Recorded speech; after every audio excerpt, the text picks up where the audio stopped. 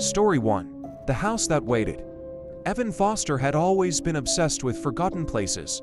As an urban explorer and freelance photographer, he made a living visiting abandoned hospitals, factories, and ghost towns, capturing the decay of civilization in haunting black and white images. When he heard about the Whitmore House, a sprawling Victorian mansion deep in the Appalachian woods, he knew he had to see it for himself. Locals whispered that the house was cursed, a place where reality bent and people disappeared. The last reported visitor had gone missing 6 years ago, leaving behind only a single, blood-stained polo at the edge of the driveway. Evan dismissed the stories as typical small-town folklore. Fear, after all, was part of the appeal. The hike to the Whitmore house was treacherous, and the dense fog didn't help. When the silhouette of the house finally emerged from the gray, Evan's breath caught in his throat. The mansion stood unnaturally tall, as if gravity had momentarily forgotten its rules. Shingles flapped like wet rags in the breeze, and windows stared like hollow eyes. Inside, the house was silent, save for the creak of old wood under Evan's boots. He explored room after room, each more dilapidated than the last, snapping photos of crumbling wallpaper and mold-eaten furniture. Then he found the staircase. At the top, a long hallway stretched into darkness, lined with identical doors. One stood slightly ajar, and from within came the faintest sound, a child's lullaby. Evan's heart skipped. His rational mind told him it was an old music box, but curiosity won over caution. The room was empty, except for a rocking chair gently swaying on its own. On the floor lay a dusty, leather-bound diary. Flipping through the brittle pages, he read entries from a woman who had lived there in 1894. The last page chilled him to the core. "The house is awake again. I hear it calling from the walls. Henry went to the basement, and he never came back. If anyone finds this, leave before it sees you." Evan felt the air shift, heavier, suffocating. The floorboards groaned as if the house exhaled. He snapped a final picture of the room and turned to leave, but the hallway wasn't there. The door he'd entered through was gone, replaced by solid wall. Panic rising, he retraced his steps, but the layout of the house had changed.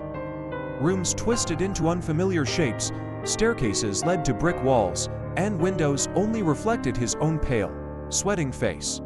Hours passed, or days, Evan couldn't tell. Eventually, he reached a room that wasn't empty. A man stood there, facing the wall.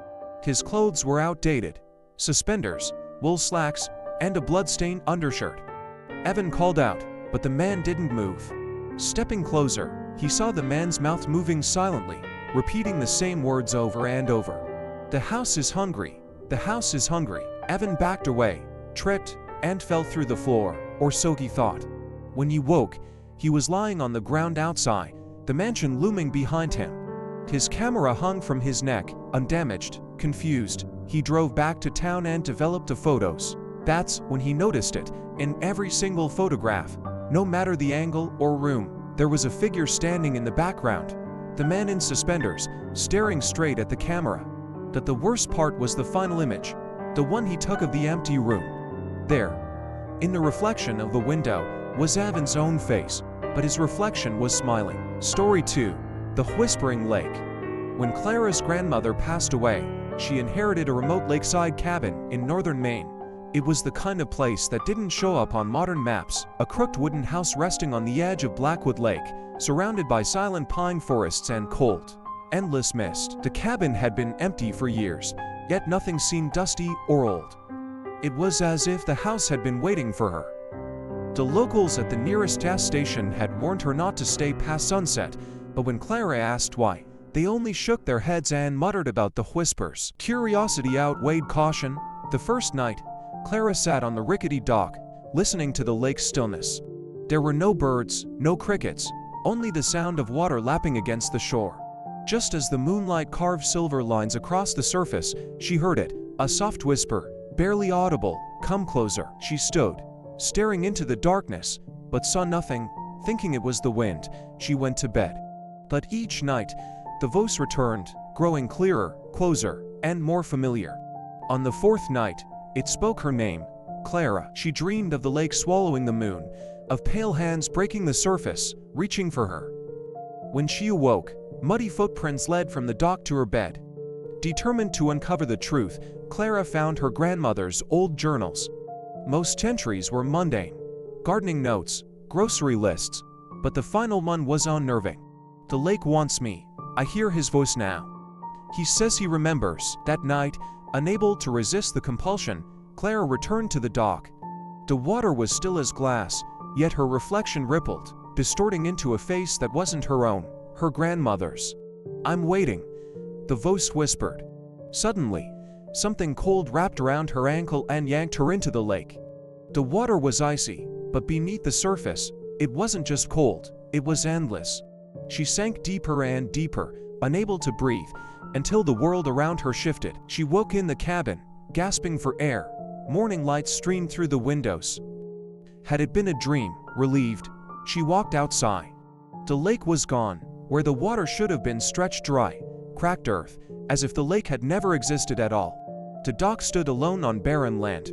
Confused and frightened, Clara packed her belongings and left. A week later, the new owner of the cabin, a local fisherman, found something buried beneath the old dock while clearing the area. It was a skeleton, clutching a waterlogged photograph. The photograph was of Clara, standing on the dock, staring into the camera. The date written on the back was the day she'd arrived at the cabin. Story 3. The Pale Children. Daniel was a skeptic. A man of logic, numbers, and facts. He didn't believe in ghosts, curses, or anything that couldn't be explained by science. That's why he laughed when his friend Mark told him about the strange happenings in the old part of the city.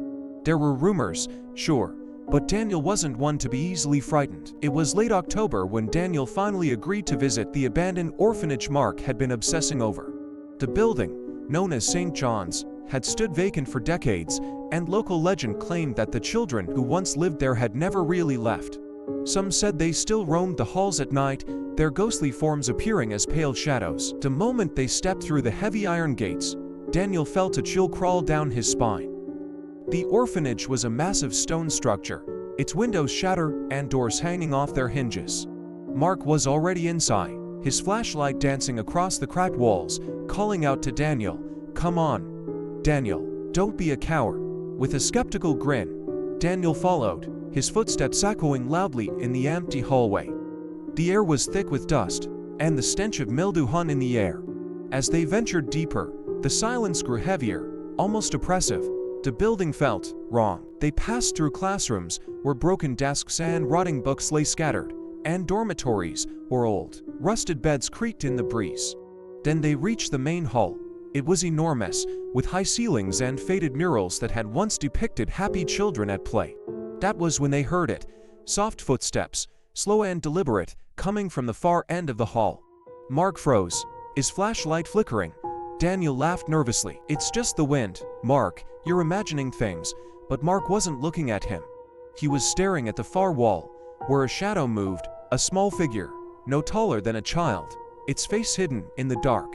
"Did you see that?" Mark whispered, his voice trembling. Before Daniel could respond, the sound of footsteps grew louder, closer. He turned to leave, but the hallway seemed to stretch before him, the doors and windows disappearing. The figure emerged from the shadows, revealing a small, pale child with wide, hollow eyes. Its face was blank, emotionless, and it did not speak.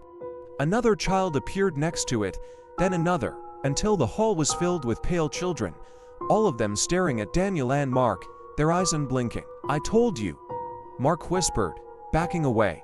"They never leave." Daniel's heart pounded in his chest. He spun to run, but the hallway was now a labyrinth. The children followed, their footsteps a constant echo in his ears.